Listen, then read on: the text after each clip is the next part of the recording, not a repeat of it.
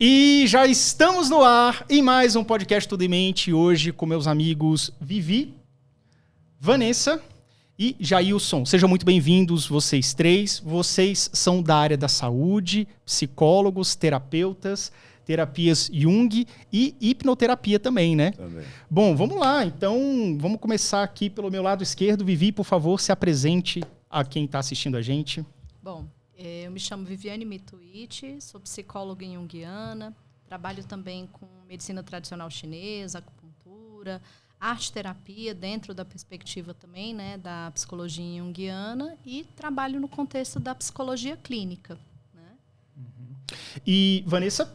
Oi, bom, eu sou especialista em terapia cognitivo-comportamental, a TCC, sou neuropsicóloga também e também trabalho na área clínica, né, hoje em dia mais com atendimento clínico dentro da TCC, mas também faço avaliações, tanto neuropsicológica como avaliações específicas, TDAH, avaliação de, às vezes, para a cirurgia bariátrica ou para algum outro tipo de cirurgia, vasectomia.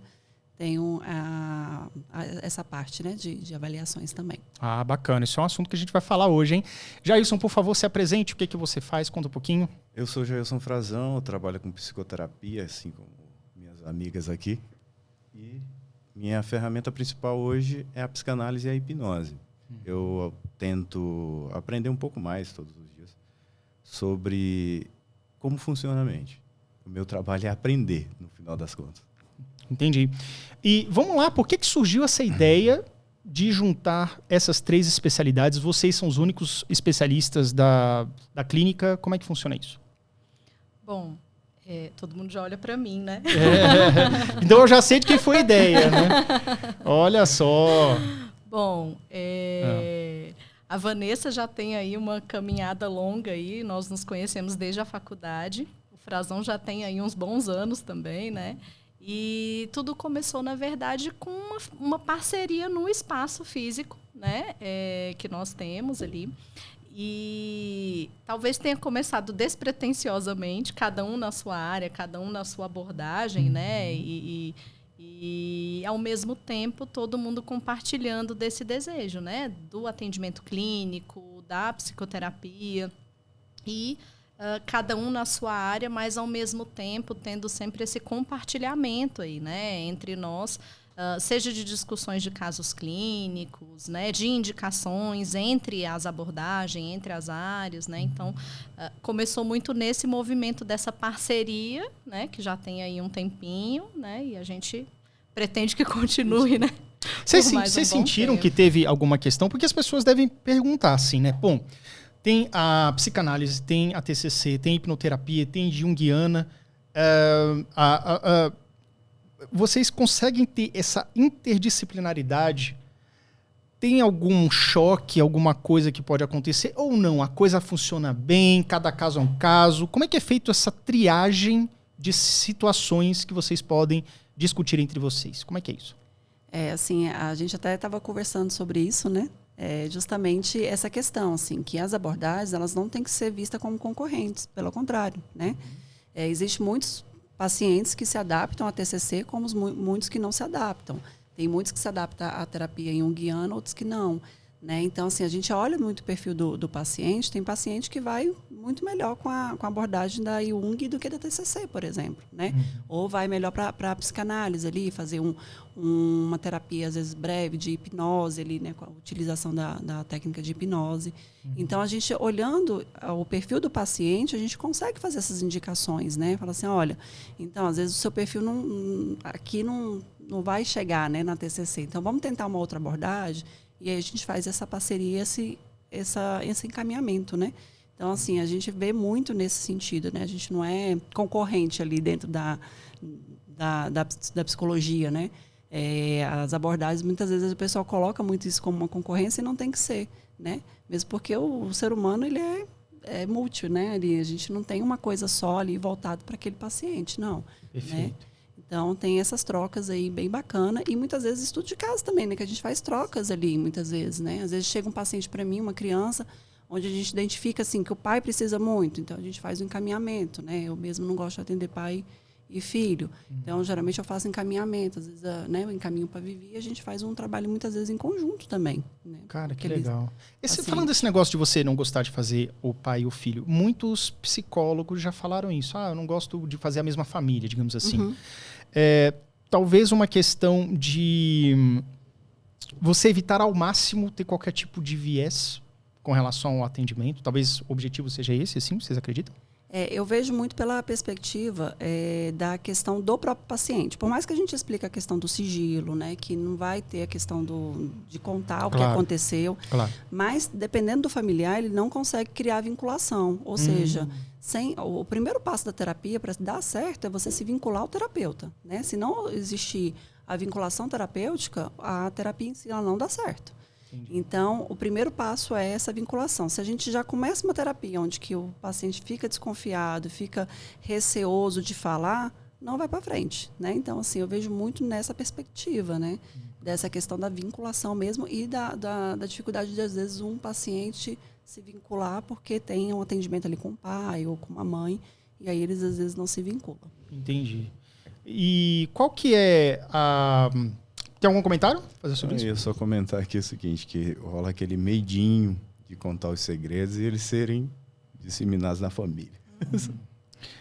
Eu acho isso muito difícil, né? Porque tem a questão da própria ética mesmo, sim, né? Sim, mas o paciente não consegue compreender isso, assim. Às vezes, e sabe o que eu acho? Eu acho que às vezes a pessoa se sente um pouco até insegura. Por mais que eu tenha certeza que tem a questão da ética, ele vai pensar assim, mas eu vou falar para psicóloga, também é da minha mãe, eu vou fazer uma queixa dela e aí a próxima sessão é ela, entendeu? Então deve rolar um medinho, assim, uma parada que... Às vezes nem precisa alguém fazer da mesma família, às vezes só outro pagando, eu já falo, já tá comprado aí.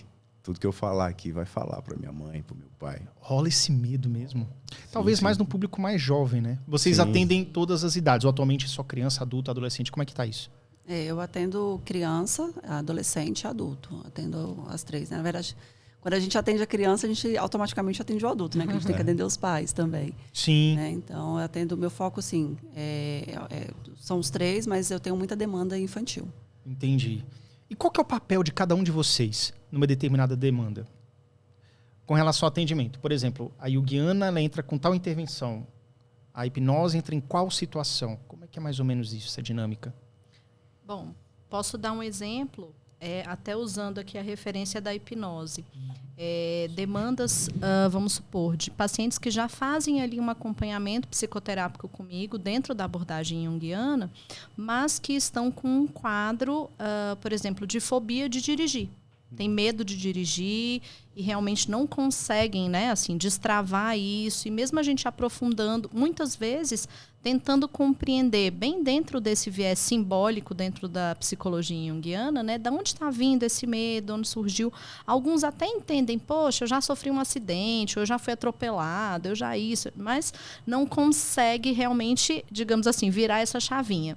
Aí é uma demanda que, em geral, eu encaminho, né, por exemplo, para o Frazão. Porque aí ele entra com o atendimento da hipnose, que é muito focada, né, em traumas, em questões, né, mais específicas como essa, por exemplo. Né? Exatamente. Às vezes, o que a pessoa precisa é só aquele destrave. Você acha que a hipnose ela ajuda nesse ponto, então? Ajuda muito, muito, muito, muito. Porque a gente pode usar uma dor para encontrar onde isso começou. É basicamente isso. Uhum. A hipnose ela é só uma ferramenta. A psicanálise ela vem mais como investigação mesmo. E aí as pessoas dão a definição de hipnose como estado alterado de consciência. Eu lutei durante muito tempo para botar isso dentro de mim. Era uma briga. Falava, não, porra. Você não concorda com isso? Não concordava de forma alguma. Eu falava, cara, estado alterado de consciência não faz sentido. Véio. Não faz sentido. Quando você vê uma hipnose de palco, faz todo sentido. Porra, a pessoa está num estado alterado de consciência. Então, a hipnose de palco não é hipnoterapia. No sentido nem básico. É outra parada. É outra coisa. Ali é palco. É show. Show. É outra coisa. Na investigação que a gente faz, deixa eu ver se eu consigo explicar de alguma forma, mas estudo de Pavlov. Sabe? Como é? É basicamente... Alguém sabe falar melhor sobre o estudo de Pavlov aqui do que eu? Isso. Como é isso? A gente vê muito isso dentro da comportamental, né? Era isso que eu ia falar. Base comportamental. Assim, o Pavlov percebeu que o cachorro dele tinha ali quando mostrava a comida, ele já começava com a deglutição ali, né? Já salivava, já né? querendo ali o negócio. Então, assim, primeiro ele percebeu que quando mostrava a comida, ele já tinha aquilo ali. Tinha então ele resposta. tinha aquela resposta. Então ele foi percebendo ali que o quê? Que foi o estímulo, né? Uhum. O estímulo gerava ali uma reação física, né? E aí ele sabia, já fazia associação que ali ele iria comer. Né? Então ele tem ali cria-se ali a questão do estímulo, comportamento e consequência, né? Então o estímulo da comida, a deglutição ali dele ia salivar e ele saber que já estava ali para ir se alimentando. É mais ou menos isso. Quando a gente fala de resolver os problemas com a hipnose, é mais ou menos esse efeito. Às vezes aconteceu algo no passado que dá essa aglutinação. A gente não sabe bem de onde vem, mas a gente sabe que está lá. É como o estado alterado de consciência não é uma coisa que vai acontecer por um estalar de dedos como acontece no hipnose de palco. Ela acontece durante sua vida. Algo aconteceu e aquilo tornou o estalar de dedo. E aí isso vai se ratificando durante a vida.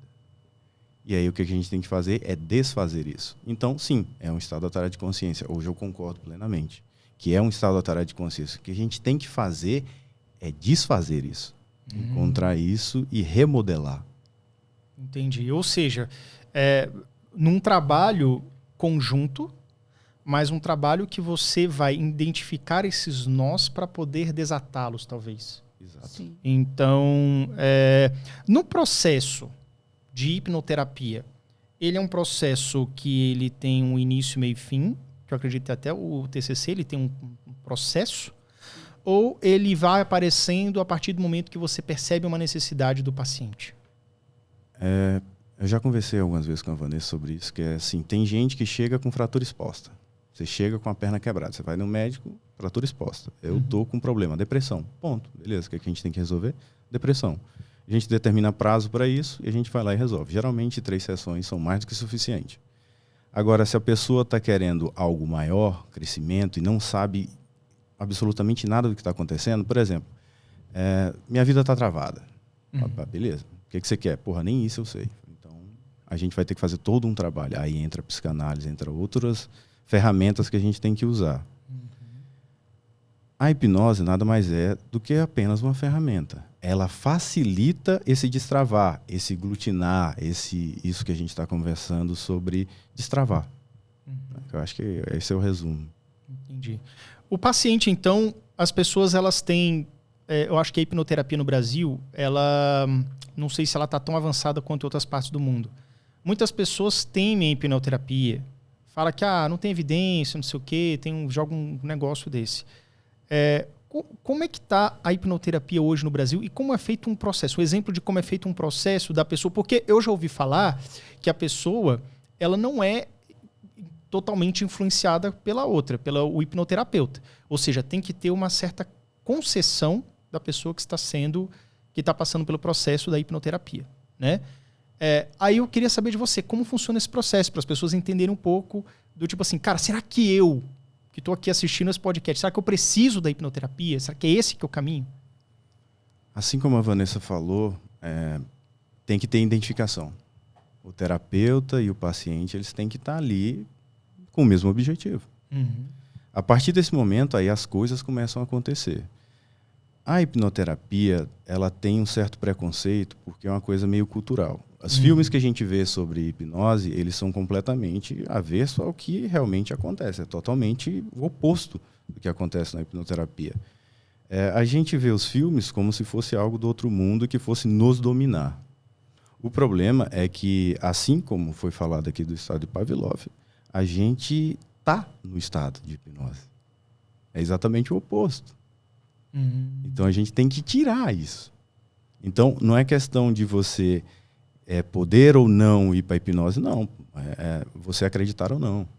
É mais uma coisa pessoal. A gente estava falando um pouco antes aqui sobre isso, que quando a gente fala sobre os pacientes, não é bem o que eu faço, e sim o que o paciente quer. Quando ele entra ali na sala, a gente elimina tudo que é nosso para olhar para o paciente e ver o que ele quer. E não necessariamente é o que ele quer, o que ele está... Ele pode estar equivocado na busca dele. Então, o nosso trabalho é alinhar o que ele precisa. Então, hoje, eu faço muita hipnose, mas o meu trabalho é mais de psicanálise.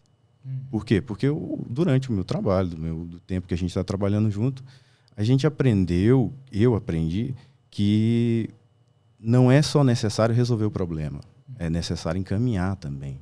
Porque a hipnose, além dela ser ela é muito rápida para resolver o problema, mas às vezes a pessoa resolve, quebrou a perna. Voltando àquele exemplo. A pessoa teve a fratura exposta. A gente vai lá, coloca no lugar e depois a pessoa sai, mas pode ficar não tão bem ajustada. Ela vai voltar a quebrar a perna de novo. Ou com medo de pisar de novo. Isso, exatamente isso. Porque, na verdade, não basta você curar um trauma, mas você tem que fazer com que a pessoa, de alguma forma, evite novos traumas.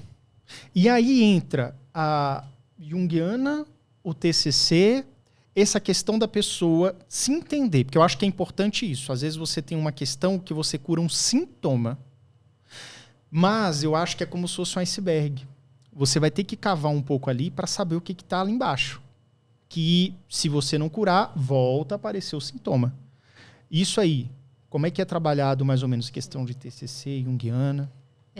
Bem dentro do que ele estava falando, né? Como ele disse, a hipnose acaba sendo mais uma ferramenta, né? E aí ele acaba entrando muito na psicanálise por isso, porque ele foi falando ali e eu fui pensando, né? Olha o tanto que as teorias, né? E as referências das escolas, né, psicológicas, elas sim dialogam entre si.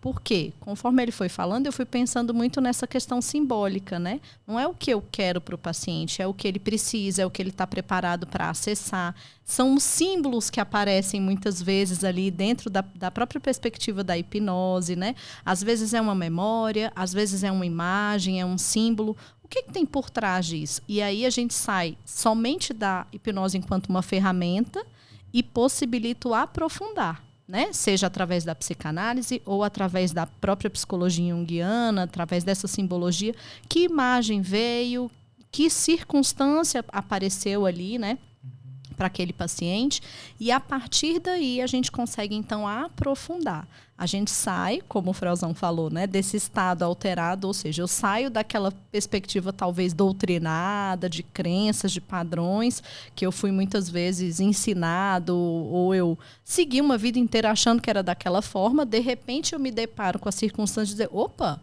não precisa ser desse jeito, pode ser diferente, e na verdade o que vai me curar, o que vai me ajudar a sair, né, dessa circunstância é exatamente fazer diferente, mas eu preciso aprofundar e entender melhor. Como é que eu vou fazer diferente, né? Porque é isso, é como você falou. Às vezes a pessoa vai ficar com medo de pisar. Opa, eu já me machuquei, e aí? E agora? Eu vou precisar de ferramentas, né? Para conseguir me sentir mais seguro, para mudar os meus padrões, para mudar essas crenças, para mudar o meu comportamento. A gente veio até conversando, né, sobre isso no caminho, falando sobre essa coisa da crença, né, que vem às vezes de forma até transgeracional. Tava brincando ali com a Vanessa, falando assim para ela, né, eu falei assim, engraçado, né, a gente tem muito aquele padrão assim de que, eu não posso descansar, não posso ficar ocioso, ou, né, nossa, vem culpa, vem aquela sensação de, nossa, eu tô aqui sem fazer nada, sendo que tem 1000 coisas para fazer, e aquela sensação de improdutividade. Né? E aí até a Vanessa brincou e disse assim, mas você já parou para pensar que às vezes, poxa, você trabalhou a semana inteira, tá realmente muito cansado, precisando descansar, aí chega no final de semana, que o seu corpo tá te falando, né? Você precisa disso. Mas você tem uma autocobrança, uma crença que às vezes vem do avô, da mãe, do pai, né? De que não pode parar, de que tem que estar sempre produzindo, tem que estar sempre produtivo, fazendo alguma coisa, que te impede até de entender que o descanso também é necessário. Ou seja, é um exemplo de crença que foi doutrinado uma vida inteira e que às vezes a pessoa se sente culpada, né? De sair desse padrão. Ninguém está dizendo que a pessoa vai se tornar preguiçosa, né? Vai, enfim, de repente virar uma pessoa que não quer fazer nada da vida, né? Não é isso. Mas é esse padrão, ou seja, dá aquele medo, né, de mudar, de sair desse padrão de crença, né, dessa doutrina, né, muito forte, né? Eu acho que é até um pouco difícil, porque quando você vem de uma família, às vezes uma família grande, que tem já um padrão de crença, é difícil até você poder sair desse padrão, porque você vai pra terapia, se conhece, tem algumas respostas ali, aí você volta pro mesmo ambiente, que às vezes é até meio, sei lá, psicologicamente tóxico pra pessoa. Dentro da TCC, a gente trabalha muito com a TCC, a base da TCC é a parte cognitiva, né? Então, a gente trabalha muito com a mudança cognitiva. Então, o que a TCC percebe, né? Quando eu penso, eu sinto e eu me comporto. Né? Então, assim, vou dar um exemplo básico. Se eu estou na rua, no escuro, né, e eu penso, vou ser assaltada, o que eu começo a fazer? O meu comportamento é de vigília, de andar mais rápido, de segurar a bolsa, olhar para um lado para o outro. Sinto o quê? Medo na hora, né? Se no mesmo tempo eu consigo mudar esse pensamento e falar, não, peraí, eu passo aqui todo dia. Tem gente na rua, tem criança logo ali. Ninguém foi assaltado aqui. Logo, meu sentir vai diminuindo aquele medo, eu vou ficando mais calma, vou diminuindo meus passos. Ou seja, o meu pensar, ele tanto modificou o meu sentir quanto o meu agir, né? Então, a base da TCC, ela é muito voltada para essa parte da mudança cognitiva, daquilo que você percebe, né? Então, no momento que eu entendo que o descansar, eu não estou deixando de fazer algo. Eu estou fazendo algo por mim, pelo meu corpo. O meu corpo está pedindo descansar. E eu não ver isso como algo ruim, eu passo a aceitar aquilo ali sem sentimento de culpa, que é o sentir, né? Então, eu consigo me comportar descansando, deitando, vendo filme, né? E entendendo que meu corpo estava precisando daquilo ali naquele momento e não sentindo culpa com aquilo, né? E quando a gente vai para uma família, né, que é uma família onde que traz muito isso, e eu consigo fazer uma modificação comportamental, automaticamente eu vou mudar o comportamento do outro. Porque o outro só faz comigo aquilo que eu permito. Se eu estou ali, né, aceitando que ele, não, vamos, tem que fazer, tem que acordar cedo no domingo, e eu falar, não, eu não vou acordar cedo hoje. Hoje eu tenho o direito de descansar, trabalhei a semana toda. Hoje eu vou dormir até as 10 horas se eu quiser. Né? E colocar o limite no outro, o outro começa a entender que não adianta ele bater na minha porta. Ele não vai me acordar.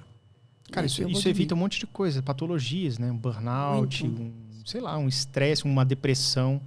Porque a pessoa entende e se respeita, entende os seus próprios limites e passa a se respeitar, né? Exato, e a gente pode levar isso para um ambiente profissional, inclusive, né? Hoje em dia, as pessoas assim, estão extremamente adoecidas, né? Então, porque não sabe, às vezes, dizer um não, né? Ou não sabe colocar o limite ali no outro. Aceita muita demanda hoje em dia com a tecnologia, com muita informação ao mesmo tempo, você está sempre ali se superando, né? É uma concorrência, é uma cobrança muito grande, isso causa um desgaste, uma ansiedade muito grande, né? E a pessoa, muitas vezes, não respeita o limite do seu corpo, não respeita o limite ali do outro também, porque às vezes sobrecarrega o outro, ele pedindo a demanda e tudo, né? Então, quando você começa a entender esse processo, começa a dizer, não, que aqui tem, né? Eu vou colocar esse limite, você consegue entender que seu corpo precisa parar e que aquela pessoa precisa entender que não é o momento ali, né? Cara, que legal. Interessante isso, porque a gente vê que eu acho que com o passar dos anos, as próprias patologias que mais aparecem, elas surgem muito por conta do ambiente. Por exemplo, nós passamos por um momento aí, né? Que estava todo mundo em casa, home office, faz tudo em casa, você trabalha, acorda, toma banho, tudo, você só muda de cômodo, você não sai mais de casa. Isso com certeza deve ter trazido novas patologias aí, depressões, burnout. Vocês sentiram isso, que teve uma mudança nesses últimos 3, 4 anos? Sim.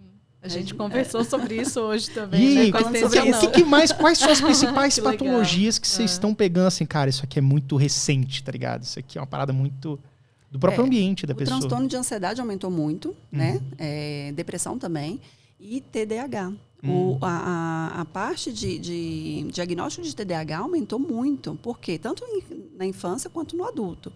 Primeiro que o COVID em si, a doença COVID, ele traz ali um impacto no sistema nervoso central. Então, a gente percebeu ali, tem muitos estudos que mostram que 85% das pessoas... Já teve impacto cognitivo, né? Que as pessoas falam que deu um piripaque ali.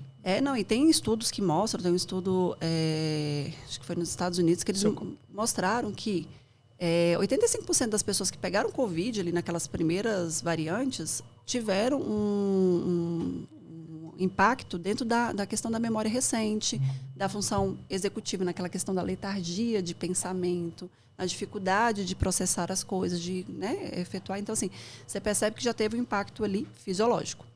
Além disso, muitas pessoas, através desse impacto, começou a perceber que não conseguiam terminar as demandas, não conseguiam fazer as coisas, esquecia de tudo. Então, potencializou ali o que já tinha. Não é que o Covid trouxe o TDAH, não é isso? Mas muita gente, às vezes, com o passar do tempo da vida, foi aprendendo a lidar ali com os problemas que o TDAH trouxe na vida deles, eles se adequaram. Sim. E nunca tiveram diagnóstico, né? E na fase adulta começou a atrás, falou assim, não, peraí, tá me ficou mais prejudicando. evidente. Não, e às vezes prejudica na relação, Sim, prejudica no trabalho, tudo. na escola, né? E a parte da criança também, como aumentou, porque os pais começaram a ficar em casa junto com a criança em online, né? Uhum. Eles começaram a ver como é que a criança se comporta ali para poder ter atenção e fazer as atividades. Então, tem muita queixa, principalmente, né, ali em 2021, 2022, sobre essa questão da desatenção das crianças, né? E isso aumentou também, porque aí começou a procurar ajuda e tudo, né? E começou a ter realmente... Tem uns que eram TDAH, tem outros que não, né? Era uma questão mesmo de limite. A pessoa acha que não, eu sou. Mas, cara, você tem um ou outro sintoma. E ele não é Exato. crônico, do tipo, tá todo dia acontecendo, entendeu? Isso. E uma coisa que eu percebo também é o seguinte. Eu tive um pouco disso. Eu tive pré-burnout 2 vezes durante a pandemia. Porque foi um período que eu tinha... Cara, eu tinha investido na minha empresa pesado 2 meses antes da pandemia. Então, eu vi com meus olhos o meu faturamento cair 90% de um mês para o outro. E nunca mais recuperou. E aí, eu fiquei lutando contra a maré durante 2 anos. Agora já mudou completamente, mas foram 2 anos de muito sufoco. Eu dormia e acordava pensando em trabalho. Meu relacionamento sofreu abalos. Não foram permanentes, mas sofreu assim, pô, tá foda isso aqui, você tá aguentando. E uma coisa que eu acho que aconteceu com muita gente é um certo desespero que me dava, porque tinha dia que eu simplesmente não conseguia fazer nada. Na época eu trabalhava no Banco do Brasil também. Tinha um dia ou outro que eu chegava no trabalho, abria meu computador e não conseguia fazer nada em 6 horas. Um desespero, porque eu lia uma coisa ou outra, mas eu não sei, não conseguia fazer praticamente nada. E eu sei que muita gente passou por isso. E o nível de ansiedade lá em cima, E o né? nível de ansiedade lá em cima. Então, você fica sem memória, sem entender o que você está fazendo, você não vê mais objetivo nas suas ações. E isso sentido, tem né? impacto, cara. Não tem como. Isso tem impacto. Sim. Vocês perceberam isso também? Esse negócio dessa letargia crônica absurda? Sim, muito. A questão da ansiedade, né? Assim, quando a gente fala, nossa, eu sento ali na frente, eu não consigo fazer, estou pensando em 500 coisas, mas não sai do lugar, né? Eu falo muito que a ansiedade é como você está numa cadeira de balanço, né? Você está indo ali, está pensando, às vezes está com 1000 projetos, está com 1000 coisas, mas você não sai do lugar. Você não consegue executar, não consegue colocar em prática. Né? Então, assim, o problema da ansiedade é esse, porque ela limita, né? Então, ela traz essa limitação e traz uma questão muito corporal também, né? Porque quantas pessoas chegaram já em hospital achando que estava infartando quando vai ver uma crise de ansiedade? Sim. E o que assim, colaborou na questão da pandemia é que a saúde mental começou a ser vista com outros olhos, né? Quebrou-se um pouco ali o preconceito em relação à saúde mental. Muita gente falando sobre... Sim, não, e assim, as pessoas que tinham aquele preconceito começou a perceber, não, eu tô tendo uma crise de ansiedade, então isso aqui é real, né? E se a gente for parar para ver, a ansiedade, ela é fisiológica, a depressão, ela é fisiológica, né? Existem quedas ali de neurotransmissores, por isso que a pessoa tem um rebaixamento de humor. Então, quando você consegue entender o que é uma depressão, o que é uma ansiedade, você perde ali não tem mais aquele preconceito para procurar ajuda. Porque você sabe que aquilo ali é real. Na hora que bate na porta, aí que você vê, né? Aí você sente, né? E tudo, eu vejo que muito de nós, os nossos comportamentos, eles são regidos por essa orquestra de neurotransmissores, esse equilíbrio neuroquímico. Quando ele está desequilibrado, você inevitavelmente sente isso, de alguma forma, né? Quando é que vocês percebem que entra assim, esse paciente não é só uma questão de terapia? Ele tem que passar por um processo, talvez medicamentoso, ele tem que procurar um psiquiatra, e aí vocês devem encaminhar, né?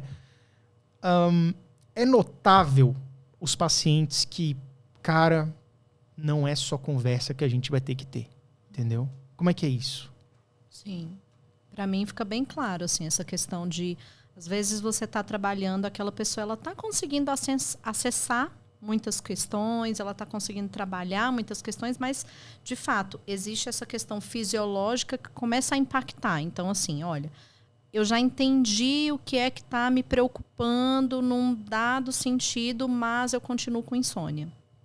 mas eu continuo tendo, né, assim, taquicardia, enfim. E aí a gente vai vendo essa extensão dos sintomas, um impacto muitas vezes funcional que essa extensão tem também, que eu acho que é um dos fatores assim mais importantes, é a questão da funcionalidade, porque às vezes a pessoa realmente se vê muito limitada ali e fala, bom, privação de sono, né? Eu acho que é uma coisa assim que a gente sempre, né, tá observando o quanto isso impacta, né, na produtividade, no dia a dia, no humor. Então, assim, tem diversos sintomas, mas principalmente quando esses sintomas impactam a funcionalidade, né? E aí é um momento em que, de fato, que aí eu acho que também é um outro mito, né? Assim como existe o mito, às vezes, das abordagens não se dialogarem, né? Existe o mito também, muitas vezes, de um certo conflito entre o psicólogo e o psiquiatra. E, na verdade, eles são parceiros. Eles trabalham em conjunto. Né? E muitas vezes o paciente, para poder aderir à psicoterapia, às vezes precisa iniciar com a medicação primeiro. Sim. Porque tem paciente que, dependendo de uma depressão maior, não consegue nem sair de casa para ir para a psicoterapia. Exatamente. Né? E Vivi, quando que você sente que é a hora de intervir com, por exemplo, uma acupuntura ou alguma coisa assim, algum tipo de terapia holística? Como é que você sente que é o momento de experimentar? Ou isso sempre existe? Do tipo assim, não, vamos sempre seguir esse protocolo? Não existe um protocolo, mas assim, a medicina chinesa, de forma geral, ela tem essa perspectiva de ser de ter esse olhar integral, né? Então, quando eu entendo que ela tem esse olhar integral, independente dos sintomas, eu posso sempre trabalhar com aquele determinado paciente dentro dessa abordagem, seja da acupuntura ou de outras técnicas da medicina tradicional chinesa. Quando a gente alia, né, a psicoterapia com esse tratamento, isso se potencializa, ou seja, existe ali um quadro de melhora até mais rápida do que quando somente a psicoterapia ou a depender somente a acupuntura, os tratamentos da medicina tradicional chinesa. E como ela visa essa integralidade, a gente costuma dizer assim, parece até que é abrangente demais, mas ela pode sim ser tratada e utilizada para qualquer tipo de demanda, qualquer tipo de sintomas, né? A gente fala assim, nossa, mas tudo pode ser tratado com a acupuntura? Como assim?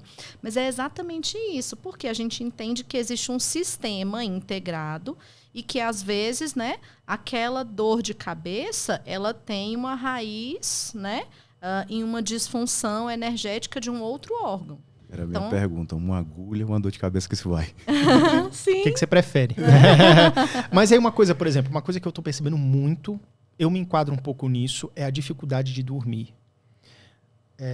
Muito. E é engraçado, porque a pessoa que está com uma patologia do sono, uma dificuldade, às vezes você fala assim, não, faz atividade física. E a pessoa, eu já fiz, eu faço minha corrida, não sei o quê, mas de noite o sono não vem. Então, o que você acha? Faz as duas coisas ao mesmo tempo? Por exemplo, tenta uma acupuntura para tentar regular o sono, ao mesmo tempo uma hipnoterapia. O que você acha nessas questões assim mais fisiológicas? Menos assim, resolver conflitos internos, mas questões fisiológicas, sono ruim, não sei, até uma complicação mesmo de alergias que vão surgindo, alergias que são causadas por estresse, coisas assim. Nesse ponto, assim, vocês aplicam primeiramente essas técnicas para depois pensar em uma outra abordagem? Como é que é isso? Desculpa, Vivi, eu te interrompi, por Pode? favor. Não, só porque eu queria fazer um comentário que eu achei muito maneiro. Qual porque que da acupuntura eu não entendo nada, então eu falei da uma agulha, uma dor de cabeça. Eu acho que você podia responder ele nesse... Eu ia até colocar isso, porque é isso. Às vezes a gente entende assim, então... eu tenho que trabalhar primeiro a hipnoterapia, primeiro a acupuntura, ou qual. Na verdade, muitas vezes existem técnicas que podem ser trabalhadas simultaneamente. Então, não tem uma regra, né? Olha, primeiro você faz a acupuntura, depois você faz a hipnose, depois você faz isso.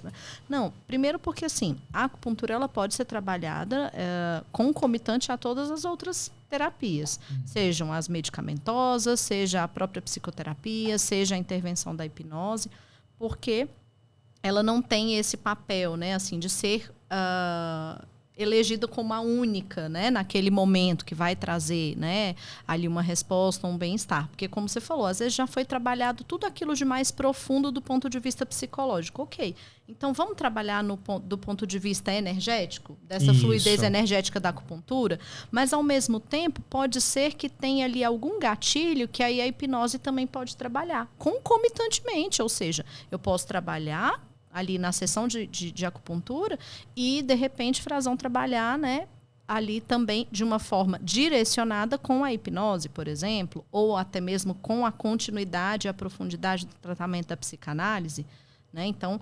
é muito esse... Não é só uma questão multiprofissional, mas eu acho que é ver, e aí é o conceito da medicina tradicional chinesa, né? É o conceito de integralidade. Não é só o multi, é o integral, né? É o que cerca por todos os lados, né? Legal. E o transtorno de ansiedade, que tem aparecido bastante, né? Como que ele afeta a vida do indivíduo? Como vocês percebem que ele afeta e as queixas que vocês percebem no consultório? A ansiedade, ela traz muitas vezes limitações ali para o paciente, né? Então, assim, até mesmo no trabalho, né? Então, a pessoa, quando ela é muito ansiosa, às vezes ela... de algum determinado trabalho, ela pode acelerar, ela pode atropelar as coisas, né? Então, assim, a gente pega, às vezes, paciente que pega tudo para ele fazer, né? Então, assim, na ansiedade terminar tudo e se sobrecarrega. E ele, dali a pouco, está tendo não só a crise de ansiedade, mas também com uma síndrome de burnout, né? Então, você percebe ali que o paciente traz ali, às vezes, algumas limitações. O paciente que é muito ansioso está na relação ali. Acelera o tempo todo o casal, né? Daquele casal onde que um é mais tranquilo, o outro é mais acelerado. Eles sempre se casam, cara. Nunca é dois foguetes, é um... para equilibrar. Equilibrar, exatamente. A Carol, minha esposa, ela vira pro lado e dorme. Eu já sou mais difícil de dormir, por exemplo. Né? Outra coisa é que a ansiedade também atrapalha o sono, né? Muitas vezes a pessoa não dorme porque quando deita na cama, começa a vir 500 pensamentos ao mesmo tempo. Pensa no que fez ontem, o que fez durante o dia, o que vai fazer amanhã, depois de amanhã. E muitas vezes a pessoa ansiosa, ela não vive o presente. Ela está no passado ou está no futuro. Né? Então, ela não está vivenciando ali o dia a dia dela. Né? Ela está sempre querendo acelerar as coisas. Né? Ou sofrendo por alguma coisa que deixou de ser feita. Ou fez e não era aquilo que era para ter feito, porque atropelou. Né? Então, a ansiedade, ela traz, sim, ali algumas coisas onde que a TCC, inclusive, trabalha ali técnicas, por exemplo, de relaxamento. A gente direciona algumas técnicas para quem tem a dificuldade de dormir, a gente analisa cada caso, né? Cada caso é um caso, cada técnica vai se aplicar para um tipo de paciente, mas existem técnicas ali de relaxamento que você pode estar aplicando ali também em conjunto, né? Para você conseguir fazer com que aquele paciente introduza o sono mais rápido, né? E também tem questões assim de ansiedade, por exemplo, infantil, né? Hoje em dia as crianças estão muito ansiosas e quando a gente vai ver o excesso, às vezes, de tela, excesso de informação, né? Então, assim, é importante a gente estar analisando ali o todo, o que está provocando essa ansiedade no paciente. Que esses dias a gente estava falando sobre psicoeducação, né? Sim. Cara, é fundamental, é fundamental. Por exemplo, que nem você falou no agora há pouco, sobre o não. A pessoa vir, vou botar limite aqui e vou dizer não. Bem legal a gente falar, mas aí a pessoa não consegue dizer o não. Ela tem aquela trava. E aí ela fica ansiosa, gruda uma coisa na outra. E ela não tem condições, porque às vezes, no final, pode ser que o objetivo dela, se eu disser não, eu não vou ser amado. Eu tenho que dizer sim para essa pessoa me acolher amanhã. Só que não é assim que funciona. Cara, eu acho que o não, ele é tão... Não é nem libertador, cara. O não, ele é muito necessário. Por exemplo, uma coisa, eu ando dizendo não direto. O pessoal às vezes pede assim para fazer live no Instagram. E aí eu vou falar para você, você tá pensando em me convidar, não me convida, porque eu odeio live no Instagram. Eu detesto live no Instagram. Eu não sei, eu entro num estado de ansiedade que é diferente do que eu tô aqui. Esse programa não tá sendo ao vivo, mas 90% é ao vivo. E quando eu faço a live no Instagram, eu não sei, me dá um treco que eu não gosto. E aí eu tenho recusado. Falo, por questão de saúde eu vou recusar o seu convite. Eu falo na real. E dizer não é muito importante, não é? Não é disciplinador, na verdade, exatamente. Né? Não é maravilhoso. Não bem dado, é sensacional. Porque quando você diz sim para outra pessoa, você está dizendo não para você. Poxa, às vezes eu vou falar assim, não, por educação vou começar a aceitar esses convites aqui. Pô, eu não tô afim, cara. Eu vou ficar... E outra coisa, por exemplo, geralmente live do Instagram acontece de noite. E aí eu fico em estado de ansiedade durante todo o dia. Então, por exemplo, então lembra que 2 da tarde você tem que estar com o cara, não adianta. Não importa se o evento é às 8, 2 da tarde eu já estou estrambelhado. Então, assim, eu evito, entende? Então, eu acho que a pessoa tem que se conhecer para saber dizer os nãos, né? Às vezes, para a família, a pessoa tem medo de falar não para a família. Tem um pai que cobra demais, ou uma mãe que cobra demais, não sei. Tipo, as pessoas têm que começar a entender e de ver como o não é poderoso, né? Exatamente, que nem você falou agora, é se conhecer, que é isso que a psicoterapia faz, que é o que a gente faz, é buscar que a pessoa se encontre. Essa é a pegada, é isso que a gente quer, que a pessoa se entenda cada vez mais, para ela dizer esse não e ficar tranquila. E se tiver que enfrentar alguma coisa, fazer a psicoeducação da mente para que, se preciso for fazer o que tem que ser feito. É mais ou menos isso, é educação mesmo mental, é muito difícil. Assim, não é que é difícil, Às vezes pode ser um pouco complicado de acordo com as crenças que a pessoa tem, dependendo como ela pensa da vida. Na verdade, a psicoeducação que você está dizendo é o fato da pessoa não apenas se conhecer, mas respeitar os seus limites, talvez, é isso? Entender aquilo que está acontecendo. Por exemplo, se eu entendo o que é uma ansiedade, se eu entendo o que é uma depressão, eu consigo não só tratar, como também ignorar aquilo que vem de fora, né? No sentido de que, como eu falei no início, né? Assim, existe muito preconceito da parte da saúde mental. No momento em que eu faço a psicoeducação com um paciente que chega com depressão, vou dar um exemplo aqui, né? O paciente chegou com depressão, não entende por que está com depressão, porque a vida está boa, né? Teoricamente estaria tudo bem e tal. E aí a gente começa a explicar, olha, existe uma queda de neurotransmissores, né? Então, assim, quando existe a depressão, caiu ali uma dopamina, né? Uma sertralina, uma serotonina. Então, assim, você tem que entrar, às vezes, até mesmo com a medicação para fazer o equilíbrio químico, né?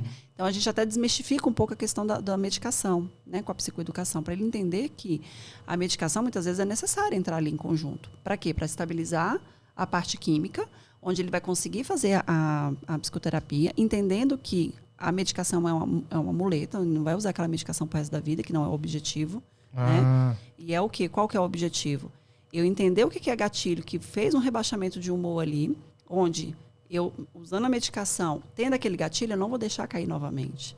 E aí eu vou fazer o desmame daquela medicação, sabendo que eu vou lidar com aquele gatilho, que era um gatilho onde que me deixava para baixo, me deixava com depressão. Né? Então, assim, a gente faz essa...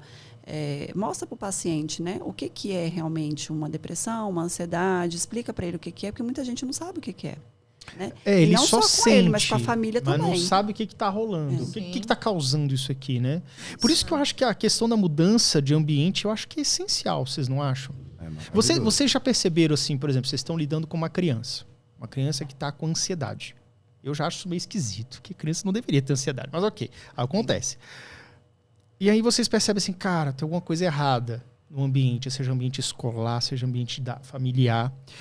Vocês convocam os pais, não apenas para aquela devolutiva, mas do tipo assim, não, pai, mãe, ó, você tem que fazer terapia aqui também com a gente e tudo. Vocês dão essa pegada, porque às vezes a pessoa não percebe, né? Não. Que tá com problema. E é muito interessante eu vou falar, porque, né? A criança. Eu não... A terapia infantil, no geral, ela não funciona sem os pais. Ela não funciona sem o responsável ali perto. Por quê? Eu sempre explico para os pais, quando começa, olha, a terapia, se vocês não forem fazer em conjunto aqui o que a gente solicitar, o que a gente for pedir de mudança ambiental, não vai funcionar. Então, nem adianta trazer a criança uma vez por semana e não modificar aquilo que está provocando em casa, na escola. Né? Então, a terapia ela é feita em conjunto, tanto com os pais quanto com a escola também, muitas vezes, né? É necessário. Porque a gente identifica muitas vezes, por exemplo, a criança é extremamente ansiosa, aquela criança mais agitada e tal, e os pais reclamam muito. Mas a gente vai ver, a criança acorda já, bora, anda, acelera, já acelerando a criança logo de manhã. Aí vai para a escola, tem um monte de atividade para fazer. Aí chega em casa, tem dever, aí tem esporte, tem a agenda lotada da criança. Cara, eu acho isso tão maluco, porque quando eu era pequeno eu fazia natação e karatê, e não fazia ao mesmo tempo. Eu fiz um tempo depois o tempo outro. E aí hoje tipo, as pessoas têm os dois no mesmo dia. Natação às 2, karatê aos 4. Pô, ainda tem que fazer dever de casa quando chegar em casa. Exato. Pô, aí não então, tem como, né? Quando a gente identifica o que está causando aquela ansiedade que está acelerando muita criança, às vezes a ansiedade é por estar com os pais, porque tem muita criança que é ansiosa de estar presente ali com os pais. Porque na correria do dia a dia, e aí não é nem uma questão dos pais se sentirem culpados em relação a isso, porque o pai tem que sair para trabalhar. Né? Mas a criança sente a falta, né? E sentindo essa falta ali, ele vai ficar ansioso para estar junto. Então, é aquela criança que fica mais agitada quando o pai chega, fica muito em cima. Então, quando a gente faz trabalhos ali específicos com o pai, olha, vamos tentar pegar 10 minutos por dia, sentar com essa criança e fazer um quebra-cabeça com ela, um jogo da memória, para ela ter aquele momento ali com você e diminuir o nível de ansiedade, porque tá ali presente junto com você naquele momento, né? Eu acho que é um momento muito valioso, né? Além da rotina, né? A rotina específica da criança, uma rotina de sono, uma rotina ali do horário de comer é muito importante também. Isso entra na rotina. Eu acho que esse contato tem que estar rotineiro. É porque eu percebo assim, não é de hoje. Nós vivemos numa sociedade onde os pais ambos trabalham. Isso já tem, sei lá, 40 anos. Eu nasci, minha mãe já trabalhava. Minha mãe não. Minha avó foi dona de casa. Na realidade dos anos 50, era outra pegada. Eu não sei se isso está afetando também a consciência das crianças de hoje em dia. De hoje em dia não, dos últimos 30 anos. Eu não sei se elas... se falta um pouco esse tato, talvez crie um distanciamento familiar, porque a criança só vê os pais à noite, ou às vezes tem mais contato com o funcionário da casa ou com as professoras, ficou integral na escola. Será que isso pode impactar as referências da criança? Eu acho assim que, independente do tempo, quando você tiver o tempo com a criança, tem que ser de qualidade. Porque muitas vezes tem pais que ficam com a criança a tarde toda, mas não interage, não conversa, não escuta, não senta para brincar. Isso. Então não é um tempo de qualidade, é um tempo ali que você tá. Ou então quando vai tirar para fazer alguma coisa com a criança, é na frente da televisão, vamos ver um filme. E aquele filme ali, você não tem interação. A criança está interagindo com a tela, assim como você. E muitas vezes a mãe senta para ver um filme, que às vezes ela não gosta, está no celular e a criança está assistindo o filme ali, né? Então, assim, a interação que a criança pede é o olho no olho, é a troca, é o escutar, é o conseguir falar sobre as coisas, né? Tem muita queixa de pai que fala assim, eu pergunto como foi na escola, e fala assim, foi legal, foi bom. Pô, mas eu também falaria, que saco, me deixa eu voltar aqui pro meu, sei lá, Minecraft. Exatamente. Eu acho que os pais têm que saber perguntar, eles têm que saber puxar, né?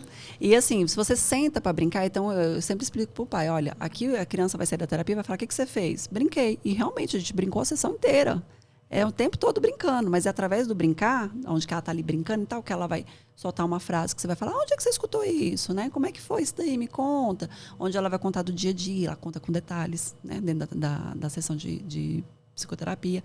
Então, assim, o brincar traz ali uma proximidade com a criança se sente à vontade de falar. Então, a gente recomenda muito com os pais, brinquem com suas crianças, porque é esse momento ali de interação onde que eles vão conseguir falar, vão dizer se sofreu algum bullying na escola ou não, vão falar alguma palavra que escutou e você vai falar, então, que palavra é essa? Onde é que você escutou? Que contexto foi esse? De onde é que tá vindo isso aí? Exatamente. Já isso, deixa eu te perguntar, você tem filhos? Não. Não, né? Mas hipnose infantil, cara, existe? Ou é... Cara, existe. Na verdade, a gente... A terapia, né? Assim como eu falei lá no início, é como se a gente meio que vivesse em hipnose. E a criança, a gente é de vez em quando. A gente vai lá, vem cá. A criança não, ela vive lá. E aí é tirar ela de lá. Só que assim, não é muito, o meu trabalho não é muito voltado para a criança. A não ser que é aquela coisa, fratura exposta, como eu disse. O trabalho que as meninas fazem é totalmente diferente do meu com relação à criança. Se tiver alguma coisa, xixi na cama, tá fazendo xixi à noite, toda noite, tá? Aí beleza, aí a gente entra. Pra entender ali, e aí de repente uma coisinha ou outra a gente faz, que ela já tá no estado que a gente precisa. Então, às vezes, um instalar Então, de na dedo, verdade, é mais fácil. Eu tô imaginando, assim, não, você vai tentar fazer uma hipnoterapia e a criança vai sair correndo e tal, tipo... É uma coisa... Mas, na verdade acho que é até mais fácil você acessar, será isso? É mais ou menos, que é mais imaginação. Tá. Aquilo da imaginação. É assim como andar no beco. Às vezes, isso é verdade ou não é? O que está acontecendo? E quando você vai tratar a criança, não sei como a Vanessa faz, que eu acho maravilhoso, uma mágica que vocês fazem, mas se vier até mim, é algo muito específico. Entendi. É muito específico. Eu não tenho essa habilidade que elas têm. Vivi, você que tem filhos, você acredita que o fato de serem irmãos, isso ajuda um pouco essa autocompanhia? Talvez se você fosse mãe de só um filho, fosse diferente isso. Porque eu vejo, do que eu já conheci, são crianças que são muito uma aparência física e mental de saúde. São crianças saudáveis, que estão ali tranquilas, sendo crianças e tudo. E você acredita, então, que essa interação entre irmãos pode ter favorecido isso em algum nível? Você acha que isso impacta? Sim, eu acho que ajuda em termos da parceria que eles têm desde sempre. Eles são muito unidos e têm essa relação.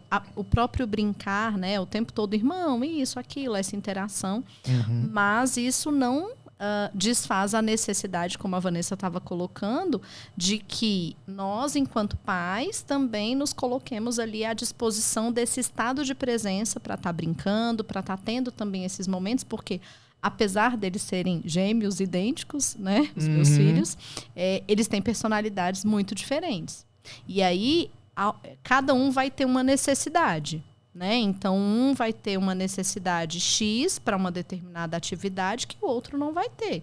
E aí, essa individualidade, né, ela precisa ser observada. E no tratar, né, no cuidado com eles, eu preciso estar atenta a isso. Né? Porque por mais que a gente diga assim, são meus filhos, eu amo igual, eu trato igual. Sim, mas existem pormenores aí da personalidade, do jeito de ser, que vai individualizar esse tratamento. E não porque eu vou estar privilegiando um em detrimento do outro, não, mas pela necessidade. Né? E bem dentro daquilo que a gente estava falando e você colocou, né, do quanto que hoje a gente vive, né, nessa realidade em que nós trabalhamos muitas vezes o dia todo e essas crianças, né, não têm aquele tempo que elas tinham, mas, né, reiterando a frase da Vanessa, ok, às vezes eles até têm ali os pais presentes, mas não os têm em estado de presença, que aí é o mais importante. E esse estado de presença de acordo com a necessidade individualizada de cada um deles. Então, por exemplo, um vai gostar de desenhar e vai querer brincar de desenhar. O outro vai gostar de brincar de bola e aquele que gosta de desenhar não vai ver graça em jogar futebol, por exemplo. Então, se eu disser para o que gosta de desenhar, vamos jogar bola? Não, prefiro ficar desenhando, é muito mais legal.